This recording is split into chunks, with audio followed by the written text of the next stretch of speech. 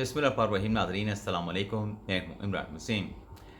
नाज़रीन, एक अफसोसनाक ख़बर की तफसीलात से अपने प्रोग्राम का आगाज़ करेंगे।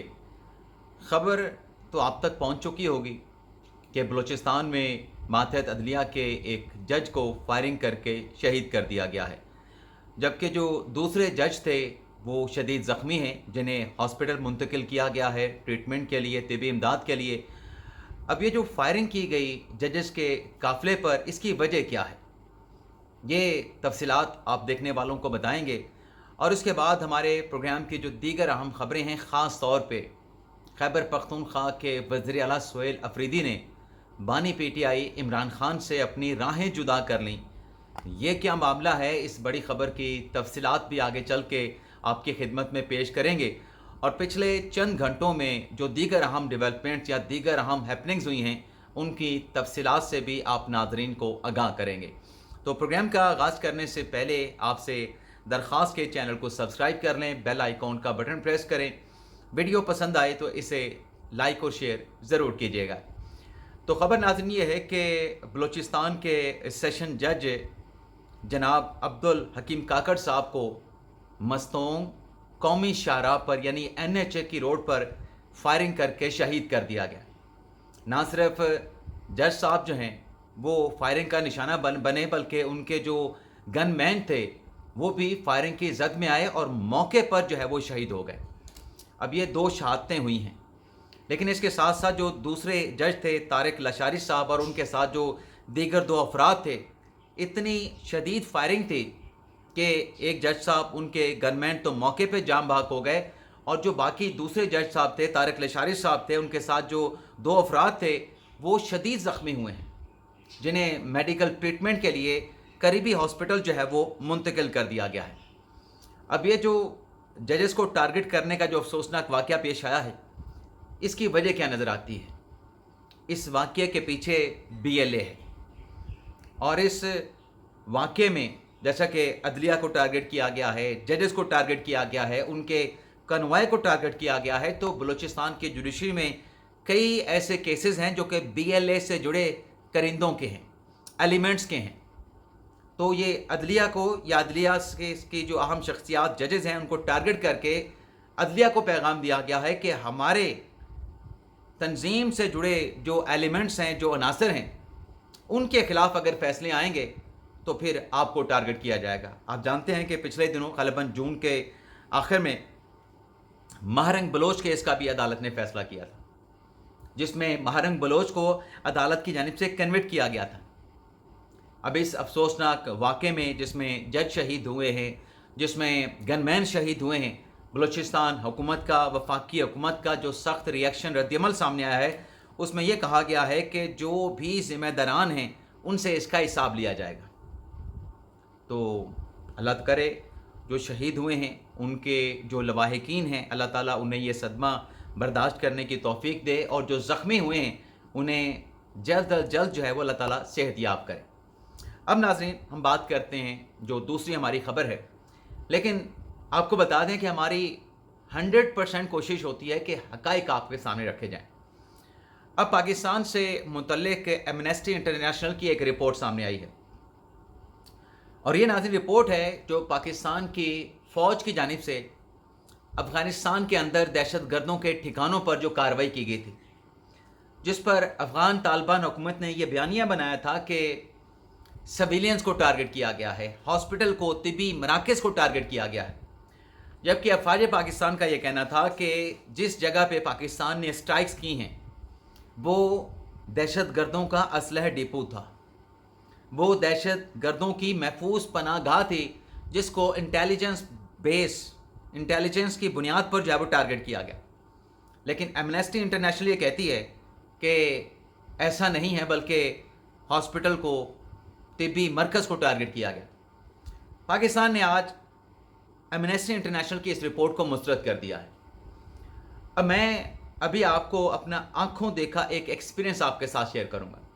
पहले खबर आपके साथ शेयर कर लूँ। नाज़रीन, यूरोपियन पार्लियामेंट की तरफ से 13 साला मसीही लड़की मारिया की रिहाई का मुतालबा किया गया है। किसकी तरफ से मुतालबा किया गया है? यूरोपियन पार्लियामेंट की तरफ से। एक बड़ा फोरम है, پورے یورپ کا فورم ہے، یورپ کے ممالک کا فورم ہے پارلیمنٹ فورم. میں فورم کہہ رہا ہوں، پارلیمنٹ کی بات ہو رہی. اب اس میں یورپی پارلیمنٹ نے کہا ہے کہ ماریہ شہباز کو نہ صرف رہا کیا جائے بلکہ والدین تک جو ہے وہ بیٹی کو رسائی دی جائے یا والدین کو بیٹی تک رسائی دی جائے.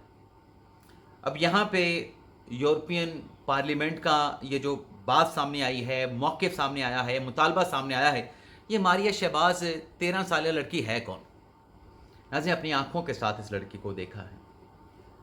اس لڑکی نے شہریار نامی لڑکے کے ساتھ شادی کی.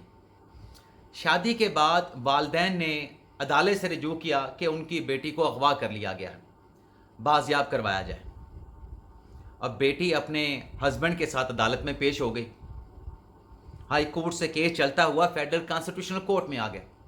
تو ہم نے فیڈرل کانسٹیٹیوشنل کورٹ میں اس لڑکی کو دیکھا جو بڑے دبنگ انداز میں عدالت میں کہہ رہی تھی کہ میں نے اپنی مرضی سے اس لڑکے سے شادی کی ہے، شہریار سے شادی کی ہے جس کی پنچر لگانے کی دکان ہے. اور وہ لڑکی ماریہ جو ہے وہ بتاتی ہے میری عمر 13 سال نہیں ہے، میں بالغ ہوں، میں ایڈلٹ ہوں. جو والدین میری ایج 13 سال بتاتے ہیں یہ غلط ایج بتاتے ہیں.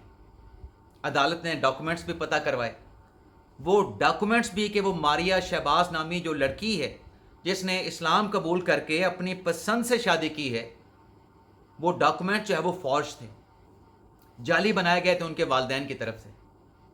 اور جج صاحب نے اس لڑکی کو سنپ بھی کیا. اور جج صاحب نے، حسن رضوی صاحب نے ماریہ سے کہا کہ یہ تم کس انداز میں عدالت میں بات کر رہی ہو؟ تمہارے وہ والدین ہیں، ٹھیک ہے تم نے اپنی مرضی سے شادی کر لی، نکاح کر لیا، تم اپنے پسند کے لڑکے کے ساتھ رہنا چاہتے ہو، لیکن یہ بھی تمہارے والدین ہیں، انہوں نے تمہیں پالا ہے، پوسا ہے، تمہیں کھلایا ہے، بڑا کیا ہے، ان کی عزت کرو. چلو جو تم نے کام کرنا تھا کر لیا، لیکن ان کی رسپیکٹ کرو. اب وہ لڑکی اپنی مرضی سے شادی کر کے اپنے اس فیصلے پہ ڈٹی ہوئی ہے، اپنے فیصلے پہ ڈٹی ہوئی ہے. لیکن یورپین پارلیمنٹ کو نہ جانے کیا رپورٹ پیش کی گئی اس 13 سالہ بچی سے متعلق، ماریہ شہباز سے متعلق، کہ پوری دنیا میں یہ مطالبہ یورپین پارلیمنٹ کا پبلش اور شائع ہوا ہے کہ 13 سال کی جو بچی پاکستان میں ماریہ شہباز نامی ہے اس کو رہا کیا جائے، اس کے خاوند سے رہائی دلوائی جائے، والدین تک اس کو رسائی دی جائے. اب فیکٹس کیا ہیں وہ میں نے آپ کے سامنے رکھ دی. بلکہ وہ جو لڑکا تھا شہریار نامی، جج صاحب نے اس سے بھی سوال کیا کہ تم مسلمان ہو؟ اس نے کہا جی بالکل میں مسلمان ہوں. اور جج صاحب نے ان سے یہ بھی پوچھا کہ کیا تم بھی ابھی مسلمان ہوئے ہو؟ جس پر اس لڑکے شہریار نے کہا کہ نہیں، میں پیدائشی مسلمان ہوں، کیونکہ اس کا اپیرنس دیکھ کے بظاہر رکھتا تھا کہ شاید وہ بھی مسیحی ہے. لیکن اس نے کہا کہ نہیں، میں مسلمان ہوں اور یہ گھروں کے کام میں جاتی تھی اور میرا اس کے ساتھ بات چیت ہوئی، میری دکان سے گزرتی تھی اور ہم دونوں نے جو ہے وہ ایک دوسرے کو پسند کیا، ہم نے شادی کر لی. تو اس میں یورپین پارلیمنٹ کو کسی نے کیا گمراہ کیا ہوگا کہ اس کو حقائق ہی نہیں معلوم.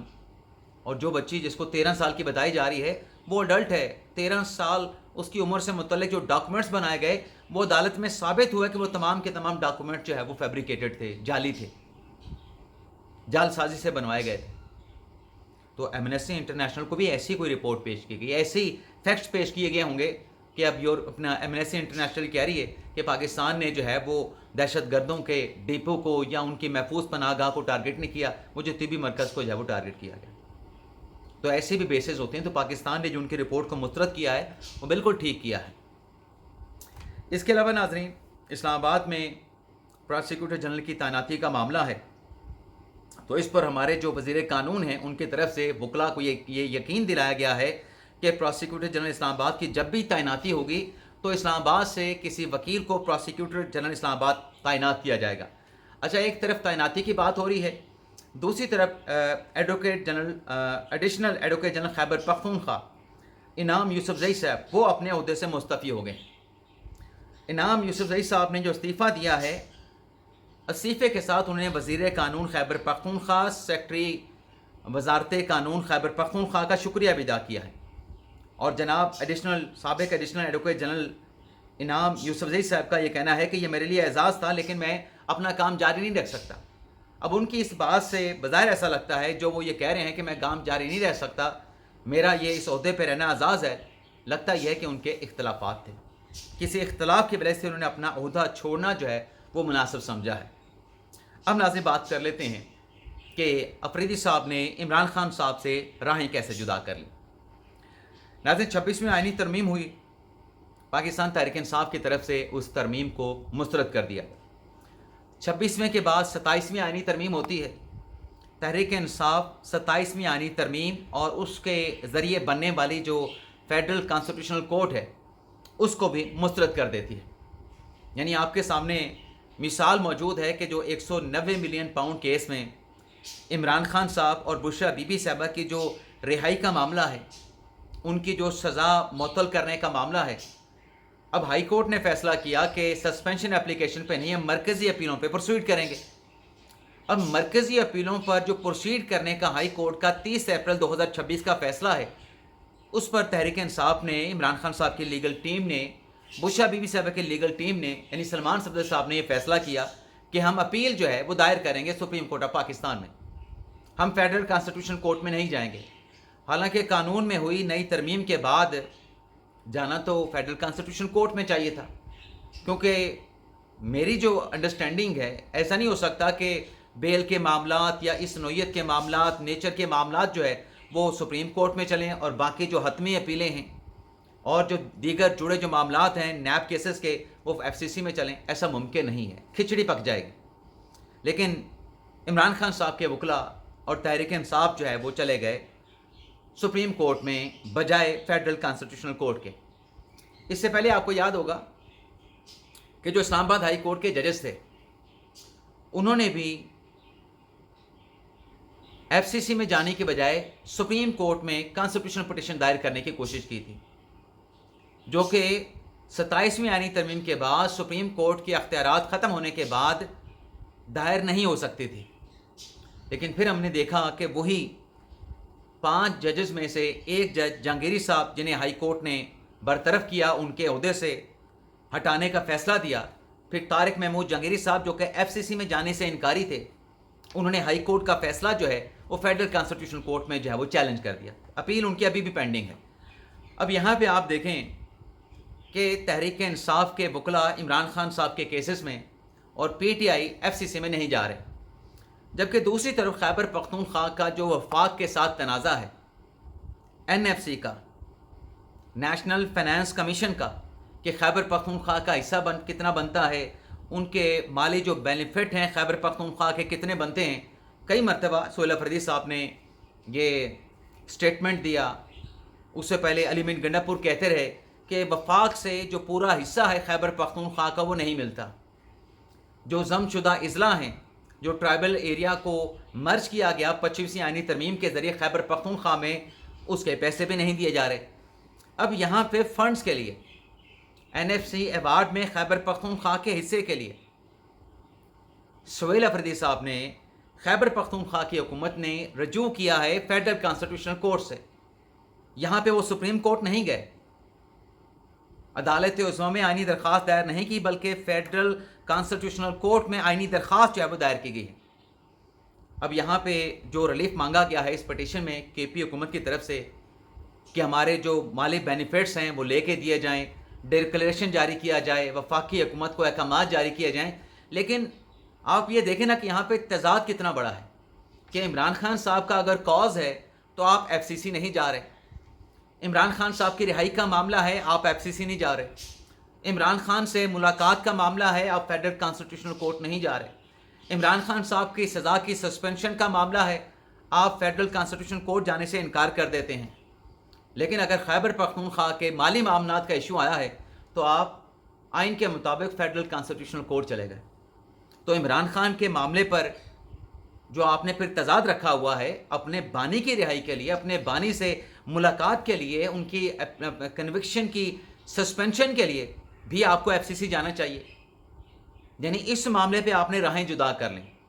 صوبے کے معاملے پہ عمران خان صاحب کی چاہے رہائی کا معاملہ ہو چاہے ملاقات کا معاملہ ہو، آپ ایف سی سی چلے گئے۔ لیکن عمران خان کا اگر ڈائریکٹلی کوئی لنک ہے، چاہے ملاقات کا ہے چاہے رہائی کا ہے، آپ ایف سی سی نہیں جانا چاہتے، تو کیا آپ عمران خان صاحب کو رہا کرانا چاہتے ہیں؟ کہ آپ عمران خان سے ملاقات کرنا چاہتے ہیں؟ تو ایک بڑا سوال جو ہے وہ جنم لیا ہے۔